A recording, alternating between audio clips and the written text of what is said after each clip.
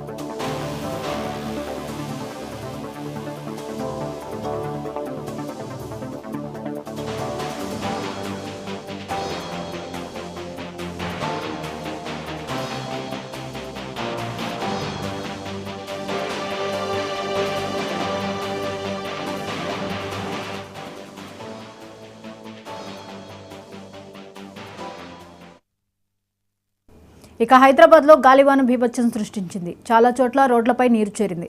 దీంతో రోడ్లపై ప్రయాణికులు చాలాసేపు ఇబ్బందులు పడ్డారు. చాలా చోట్ల వాహనాలు కదలకుండా ఎక్కడివి అక్కడే నిలిచిపోవడంతో వాహనదారులు నరకయాతన అనుభవించారు.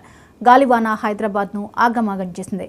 కొన్ని ప్రాంతాల్లో చెట్లు విరిగి గోడలు కూలి పిడుగులు పడ్డాయి. గోడ కూలిన ఘటనతో కొందరు చనిపోయారు.